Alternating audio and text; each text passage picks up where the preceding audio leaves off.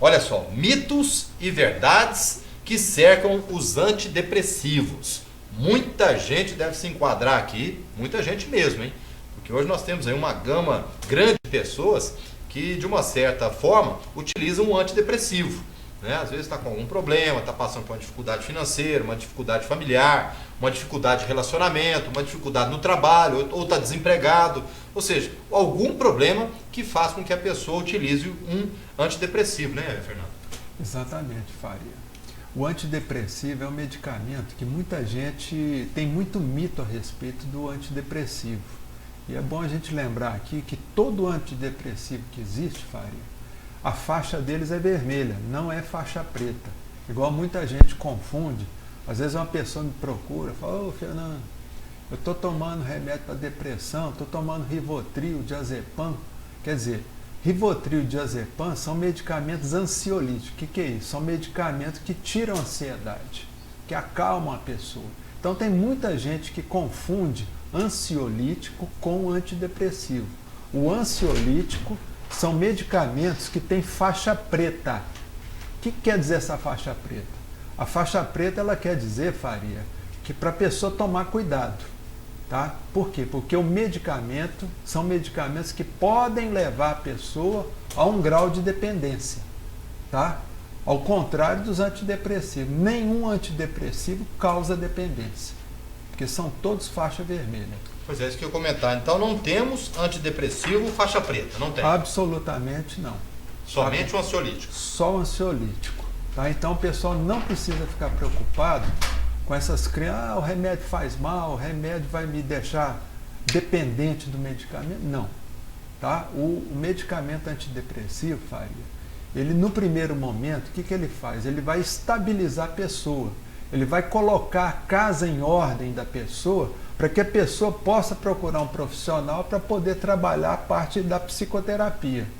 Porque a psicoterapia antes do medicamento é muito complicado, porque a pessoa não tem nem paciência de ficar escutando ou ficar ali naquela conversa dentro de um consultório de psicoterapeuta.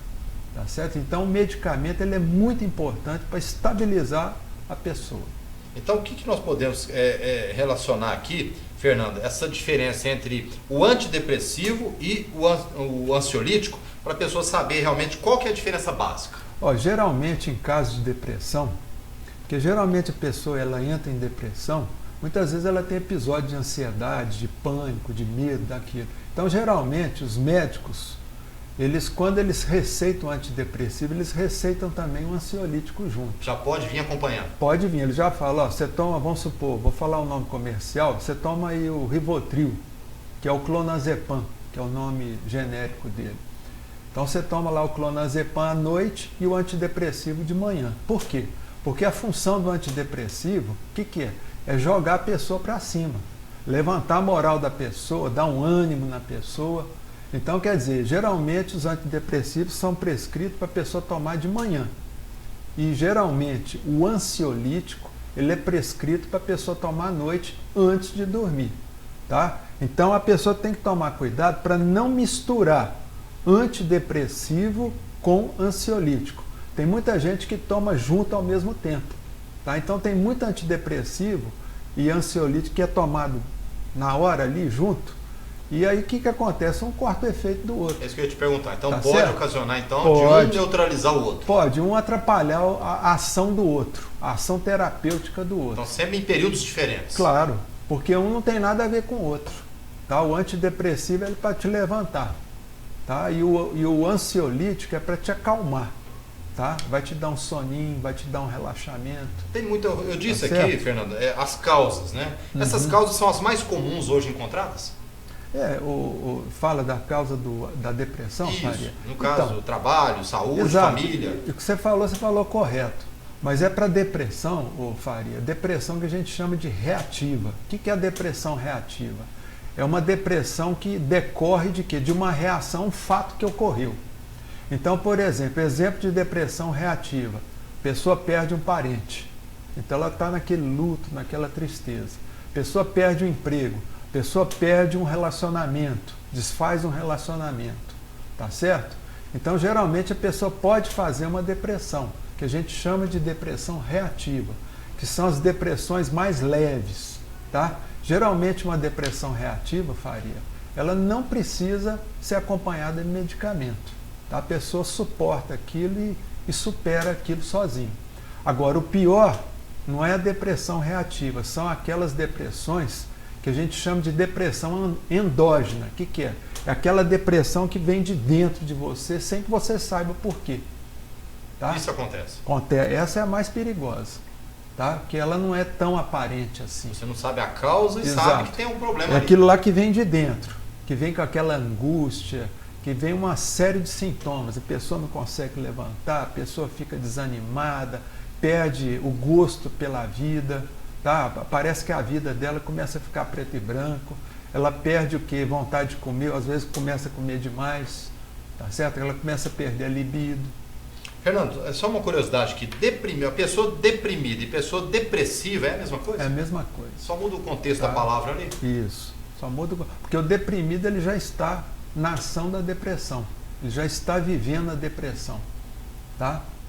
Então, quer dizer, o deprimido ele já está deprimido. Então, ali geralmente, se for uma depressão reativa, aí dá para conversar com ele, na conversa você consegue ajudar. Mas quando é uma depressão endógena, que chama depois também depressão maior, que causa depressão maior, essa aí já tem que ter o apoio do medicamento, viu, Faria? Para a pessoa ter qualidade de vida, para a pessoa poder se equilibrar. Aí depois que ela está estabilizada, aí sim a pessoa tem que partir para quê?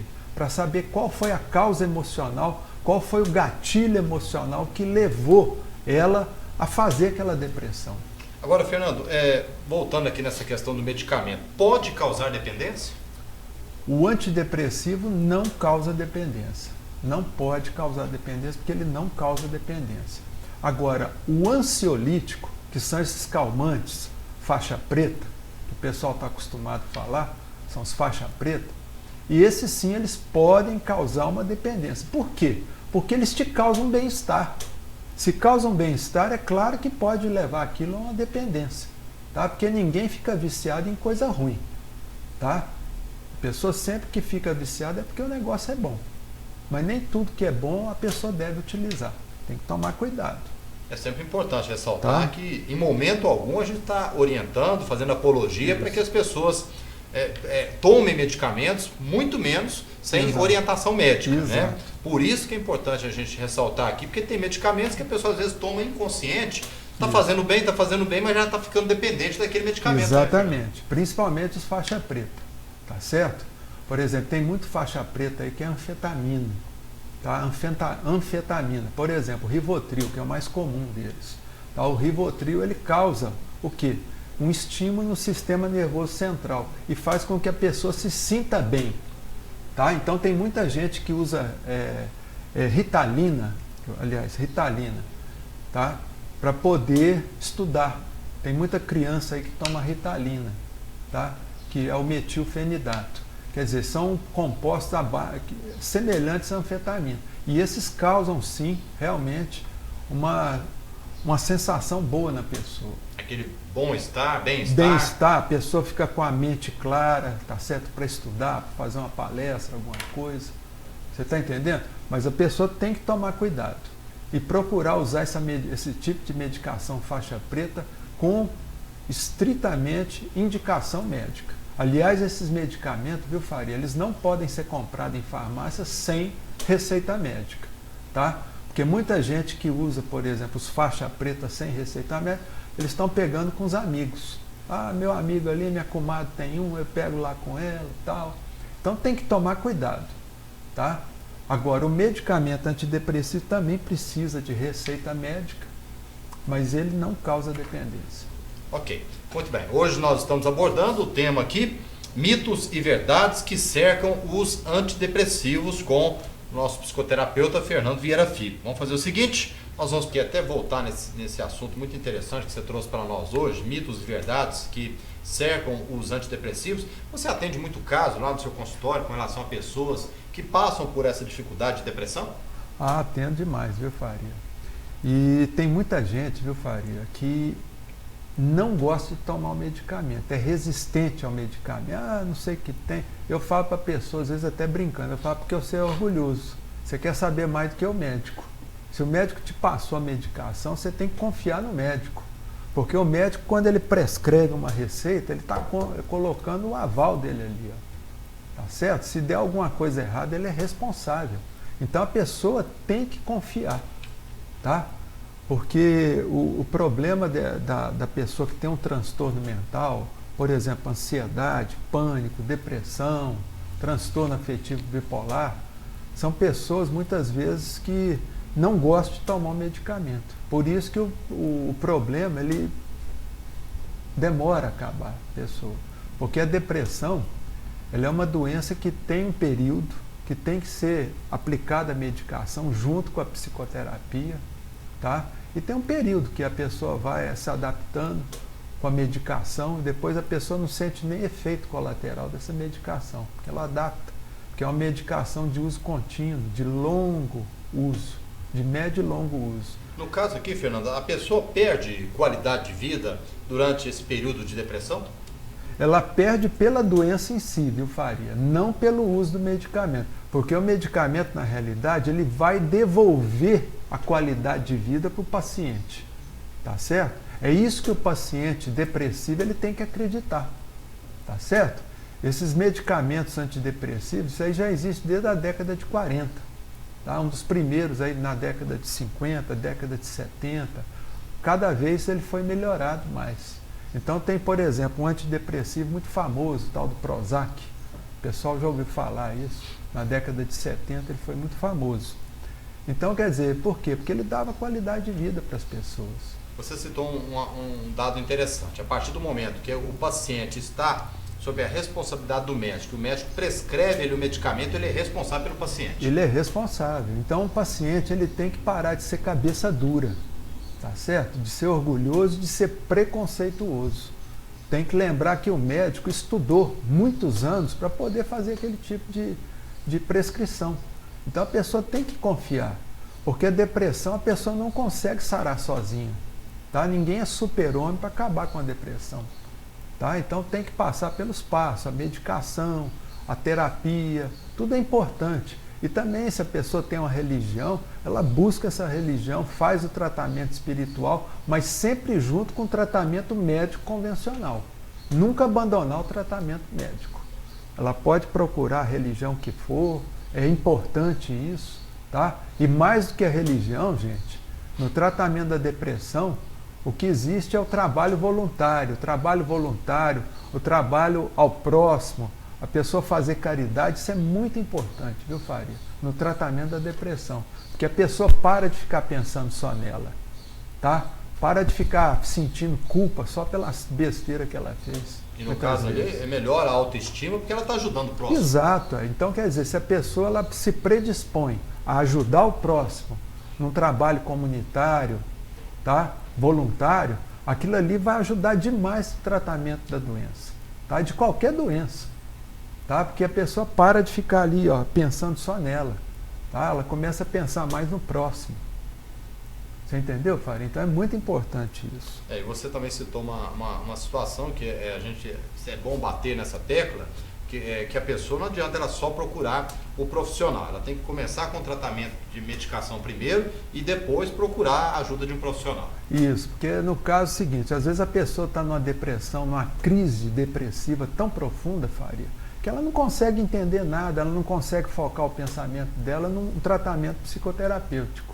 Então é sempre bom a pessoa começar com o tratamento médico, tá? Com a medicação, e depois de uns 2 meses que ela estiver tomando a medicação, aquilo ali já estiver estabilizado, aí sim ela procura a ajuda de um terapeuta para poder fazer, para ela poder entender o que foi que levou ela a produzir aquela depressão. Porque geralmente são problemas emocionais que a pessoa nem sabe que tem. Isso tem tempo para isso, Fernando? Ou vai do grau de depressão de cada pessoa? Não tem tempo, viu, Faria? Por exemplo, uma das coisas que mais leva a pessoa a fazer uma depressão, Faria, são aquelas pessoas que não sabem falar não para os outros. São os famosos bonzinhos. Tá? Aquele sujeito que não sabe falar não, aquilo ali acaba levando a pessoa a depressão. Por quê? Porque a pessoa começa a ficar com raiva dela própria. E quando a gente começa a ficar com raiva da gente mesmo, a gente inconscientemente caminha para um processo, muitas vezes, de autoeliminação. Que a pessoa começa a falar assim, que vontade de sumir da vida. Pronto, já está caminhando, já está com o pé lá dentro da depressão. Então, tem profissional. Tá? Às vezes ela vai direto num psicólogo, por exemplo, o psicólogo indica ela para procurar primeiro um médico. Tá certo. Tá?